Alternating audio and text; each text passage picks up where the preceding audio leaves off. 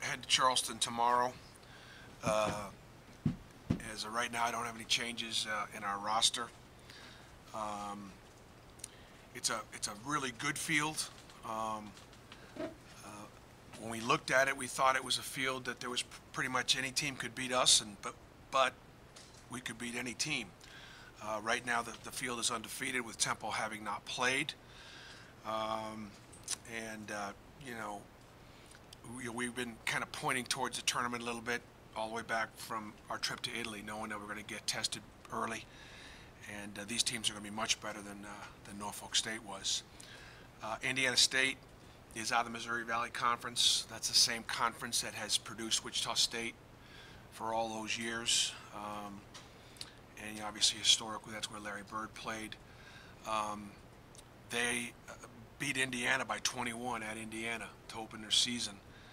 And they returned a couple of terrific guards, Brendan Scott and Jordan Barnes. They both hit 5 threes each, and you know, they shot an amazing percentage. They shot 59% from the floor, and they were 17 for 26 from 3. So it'll be a tough cover. Interestingly, they do a lot of things that we do. So when we were preparing for them yesterday in practice, we actually ran a lot of our plays against our, ones versus ones, and so we got, from a standpoint, it's not going to be anything that we don't go up against all the time. They just do it. They do it really well.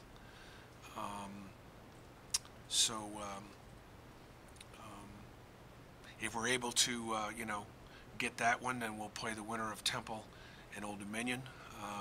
We lose, we play the loser of the Temple Old Dominion game.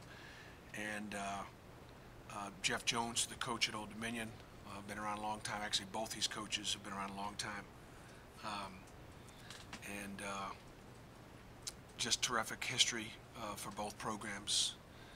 And so I think just because of 3 games in 4 days, we're going to see it all. And but I think we have enough stuff in the playbooks, both offensively and defensively, that we can handle. If we see Old Dominion, they wind up playing a 1-3-1, or we get a matchup zone like Norfolk State played us, or different things. I just think, even though it's early in the season, I think we have enough in to be able to match up with with anything. And we're going to find out a lot about our team this weekend.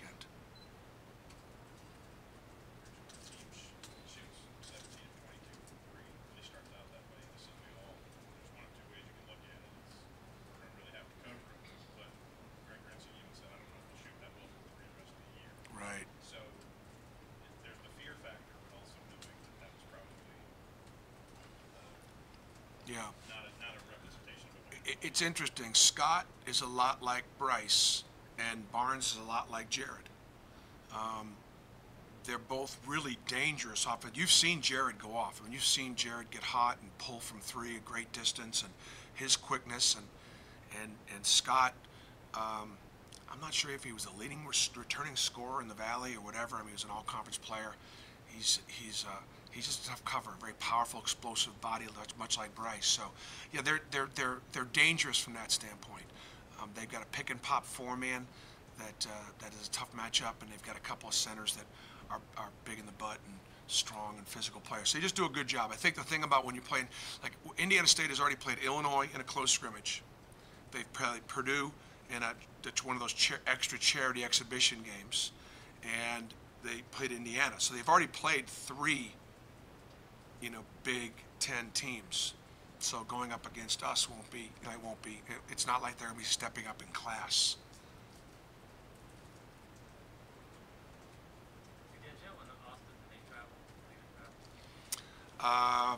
As of right now, no, but that could change in a moment's notice. But right now, I did.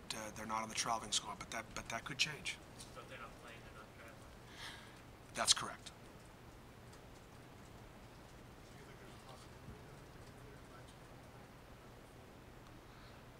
Guys, because the investigation is ongoing and different things are taking place every day, absolutely it's possible.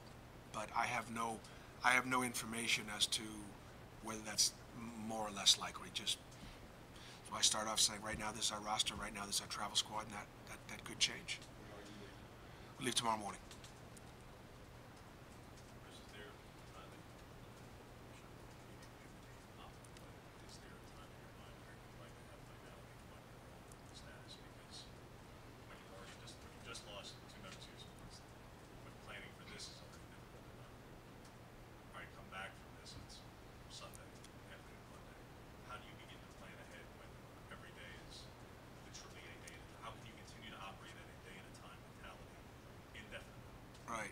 When you are in the middle, or maybe hopefully towards the end of an ongoing investigation, we have obviously had to survive an awful lot of discovery and a lot of information. We're still here. But because it is ongoing, it just so happens to be at the start of our season, all you can do is take it one day at a time and continue to prepare. So I don't think anybody's in a position to guarantee anybody's either eligibility or job security or things like that, because it is an ongoing process. And so, yeah, it's difficult. And yeah, yesterday was a very difficult day. Losing 2 staff members, even though they're on, what is it, paid indefinite suspension or indefinite suspension. That hurts. Those guys are part of the family. And it tugs at your heart. It's disruptive to the kids. But that's what going through this at this time does. So you have to truly take it one day at a time, and I've got to prepare to play I got to prepare to play with those guys. I got to prepare to play without those guys. And you do the best you can. How confident were you that if you get on that plane tomorrow morning and he's coaching all 3 of these teams? How can I be any more or less confident based on any other information I have? I'm the coach of our basketball program. I'm focused on the task at hand. How often is the administration providing you updates on the investigation? We're talking about it daily. I mean, we are literally in communication daily, and we are working on it for several hours a day. I can promise you. Are you happy with how forthcoming they've been with you? Yeah, I think the lines of communication are definitely open. Obviously there's a lot about the investigation I don't know, but we are communicating. You said yesterday that you did it, they didn't provide you any details of why the staff was put on indefinitely. Do you know of any reason why they would be? I just talked about just the details. Just the details. I've got an idea, but I can't comment on it. In your communication with administrators, that includes President Lee Armstrong, that's not just Jay, that includes people at St. Yeah, I'm not going to comment on who I'm communicating with, but they are keeping us in the loop for sure. Well, it begs the question with Ron Lees, Bruce, do you trust this president? Oh, of course I trust the administration. Absolutely. Absolutely. I have absolutely no reason not to trust them. Bruce, is there anybody else besides Austin and Ninja who's not on the travel team? No, everybody else has been certified. Do you ask them when you know, do you ask them for updates on your own status? Do you say, all right, where do I stand right now? The only thing that's changed about my status is some report or some rumor. In my mind, my status is my status. I'm the basketball coach at Auburn, and we're in the middle of an ongoing investigation. Guys, let's talk about basketball. We've covered that pretty good. Anything else? Bruce, what do you do without, I know this, fans aren't going to maybe understand this, but without a video coordinator, without other staff members, what do you do in a tournament setting? You're going to play on a day-to-day basis. I've got a really talented, hardworking staff, and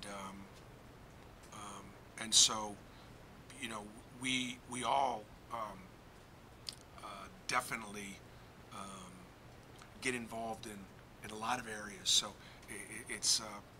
there are several people on our staff, including our managers, that have ability to do the video work.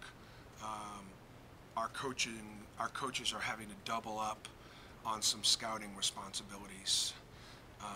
And so, yeah, there's definitely a greater workload.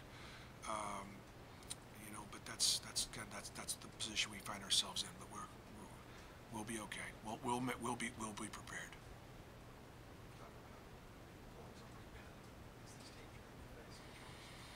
Rebounding has been an area that we've worked on.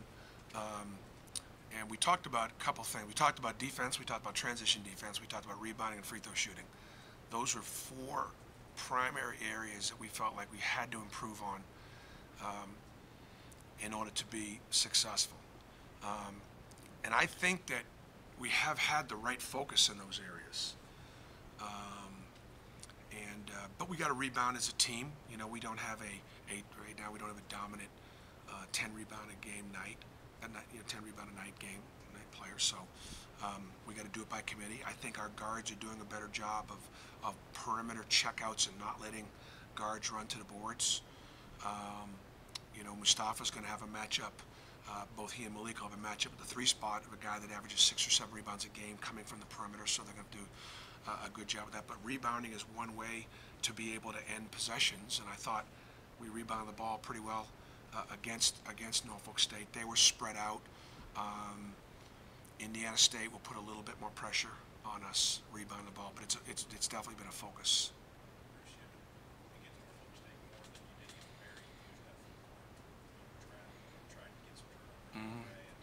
Is that something you can see happening as the season goes on, and specifically for that, because it looks like Norfolk can throw that baseball Right. pass over the top. Yeah, they beat us twice on that, and both times were actually breakdowns in coverage.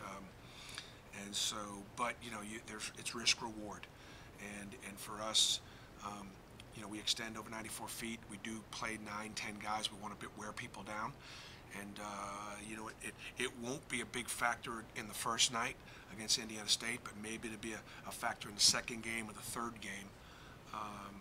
You know, so yeah, we're definitely extending, and sometimes you may not notice a turnover, but if we can get, you know, a different guard to bring the ball up the floor, and after they get done breaking our pressure, they only have 22 seconds on the shot clock instead of 30 or something like that, we've accomplished something, as well as making them work to get it in, make them work to get them down, and get their offense